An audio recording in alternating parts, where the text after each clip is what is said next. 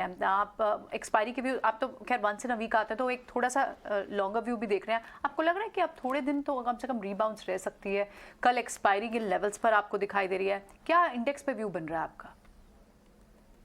Good afternoon. जिस हिसाब से निफ्टी और बैंक निफ्टी का बिहेवियर है, हमने देखा है कि अनफॉर्चुनेटली हायर लेवल्स के ऊपर मार्केट सस्टेन नहीं कर रहा है। तो अभी हमें लॉन्गर टाइम फ्रेम के जो एवरेजेस आते हैं उसके ऊपर जो टारगेट्स आते हैं वो लेके चलना पड़ेगा। तो हमारे हिसाब से जब तक 16,500 डिसाइसिवली वीकली चार्ट के ऊपर क्रॉस नहीं होता, तब तक ये फ्लिप फ्लॉप वाले ट्रेड चलते रहेंगे। एक दिन तेजी का रहेगा, एक दिन मंदी का रहेगा और म्यूटेड ट्रेड रहेंगे। इसी हिसाब से अगर 34,500 जब तक बैंक निफ्टी स्पॉट में क्रॉस नहीं होता, तब तक एक डिसाइसिव अपमूव नहीं आएगा। तो तब तक आई थिंक जो स्ट्रेटेजी है वो स्टॉक स्पेसिफिक और सेक्टर स्पेसिफिक होनी चाहिए। और उसमें भी अगर आप देखें तो आई थिंक जो प्राइवेट सेक्टर के बैंक्स हैं, वो प्राइवेट सेक्टर बैंक्स कहीं ना कहीं पार्टिसिपेट नहीं कर रहे हैं। तो कहीं ना कहीं लीडरशिप आ नहीं रही है। ब्रॉडर मार्केट में कुछ ही चुनिंदा स्टॉक्स है जिसमें हमको ब्रेकआउट मिल रहा है। तो अभी का मार्केट जो है वो डेफिनेटली एक स्विंग ट्रेडिंग का मार्केट है, स्विंग ट्रेडर के लिए, जहां पे आपका व्यू 2 या 3 दिन से ज़्यादा नहीं चलेगा और आपका अभी ओवरनाइट ट्रेड पे ज़्यादा प्रिसाइज जो है वो टारगेट्स आएंगे। लेकिन अगर वही ट्रेड को आप 3 या 4 दिन के लिए रख लो तो वापस से वही लेवल पे आ जाएंगे जहां से आपने ट्रेड इनिशिएट किया था। तो net net I think broader market की वीकनेस अभी कंटिन्यू रहेगी। 16,500 निफ्टी में, 34,500 बैंक निफ्टी में जब तक डिसाइसिवली क्रॉस नहीं होता, तब तक मार्केट में एक लंबी तेजी आना थोड़ा मुश्किल है।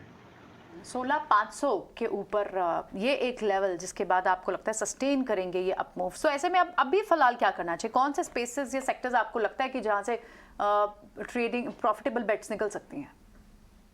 देखिए, सबसे बड़ी बात यहाँ पे ये उभर के आ रही है कि अभी तक कोई भी सेक्टोरल इंडाइसिस ने एक डिसाइसिव अपमूव नहीं दिया है और majority of the sectoral indices जो है वो अनफॉर्चुनेटली एक ट्रेडिंग रेंज में ही चल रही है। तो हमारा अभी फिलहाल जो पूरा नज़रिया है बाजार को देखने का वो ये है कि कौन सी सेक्टोरल इंडाइसिस हमको सबसे पहले अपमूव देगी और विद इन दैट हम स्टॉक्स आइडेंटिफाई करने की कोशिश कर रहे हैं। लेकिन उन सब में एक स्टॉक जो उभर के आ रहा है अभी, वो है आइशर मोटर।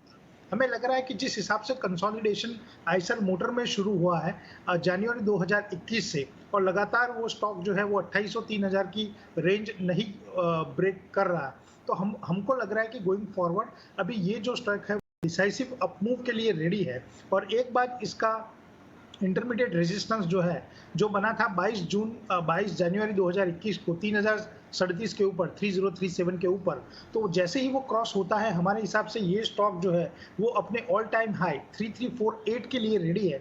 तो अभी सिस्टम और मेथड के हिसाब से जो एक स्टॉक जहाँ पे हमारे एग्रेसिव बैट्स हैं, क्लाइंट्स को रिकमेंड किया है डिस्क्लेमर के तौर पे, हमारे क्लाइंट्स के बाय साइड ट्रेड फॉर्मेशन हो सकते हैं, वो है आइशर मोटर। आइशर मोटर्स पर फोकस रखे, ये राय मितेश की तरफ से यहाँ पर आती हुई दिख रही है। लेकिन इस बीच देश की मल्टीनेशनल कॉन्ग्लोमरेट जो है वो आज बाजार को सबसे ज़्यादा सपोर्ट दे रही है। अंबानी ग्रुप आज सुबह से ही हमने देखा किस तरह अप मूव दिखा रहा है। अदानी ग्रुप और टाटा ग्रुप भी देखिए TCS में एक शार्प अप मूव के साथ ट्रेड नजर आ रहा है। तो क्लियरली यहाँ पर बाजार में काफ़ी अच्छे सेंटिमेंट्स बनते हुए। इस बीच कुछ बोरा भी हमारे साथ जुड़ गए, उनका स्वागत करते हैं। कुछ गुड आफ्टरनून। बाजार में रिकवरी आ गई है, ट्रेडिंग रेंज कैसे देख रहे हैं? मंथली एक्सपायरी के ठीक एक दिन पहले खड़े हैं हम। जी हाँ, very good afternoon to you, सारे पैनलिस्ट और सारे दर्शकों को भी very good afternoon. Again I would say this is fairly in line with what data was suggesting. Just that सुबह एक स्केयर था बिकॉज ग्लोबल मार्केट्स की जो फॉल थी ये काफी शार्प थी, और जैसा मैं सुबह भी डिस्कस कर रहा था कि काफी सेक्टर्स ऑलरेडी एक पुल बैक दिखा चुके थे, शॉर्ट कवरिंग का बाउट दिखा चुके थे। लेकिन मार्केट्स ने जो डेटा है उसको रिस्पेक्ट किया है। 15,700 के आसपास के जो हमारे ओपनिंग लेवल्स थे वहां से हमने अच्छा बाउंस दिया है। यहाँ से आने वाले दिनों के लिए, आज इनफैक्ट कल के लिए एक्सपायरी तक 15,900 is expected to act as a resistance. Beyond that, we may see levels, above 16,000 also. Bank Nifty में जरा सा चिंता का विषय बन रहा है क्योंकि इसमें जो स्टॉक्स हैं, इसके जो इंटरनल्स हैं, ये भी जरा से खराब होते हुए लग रहे हैं। और जो 33,200 का लेवल है उसके बहुत पास ट्रेड कर रहा है। Under performance, continued under performance है वर्सेस निफ्टी। तो बैंक निफ्टी से फिलहाल मैं दूर रहूंगा। निफ्टी पे 15,700 के स्टॉप लॉस से लॉन्ग पोजीशन क्रिएट कर सकते हैं फॉर अ डे।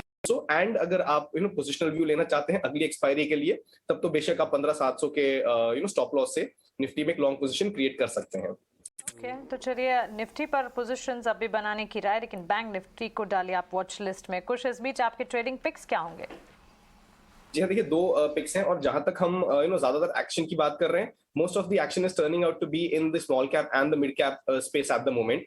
तो मेरा जो पहला कॉल है ये एक अपडेट भी है। शारदा क्रॉप केम, इसके बारे में हमने कल भी बात की थी और 660 के टारगेट्स के लिए हमने इसको डिस्कस भी किया था। इस स्टॉक में ऐसे मार्केट फॉल में भी एक पॉजिटिविटी है, एक अच्छे 1.5% की अप्रूव के साथ ये स्टॉक ट्रेड कर रहा है।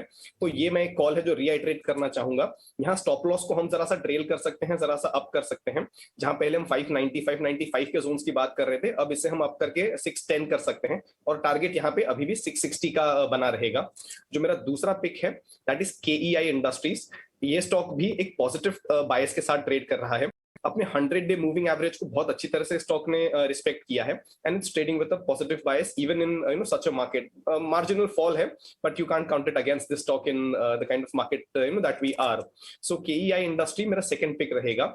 यहाँ 1280 का टारगेट और 1120 का स्टॉप लॉस लेके इसे लॉन्ग कर सकते हैं।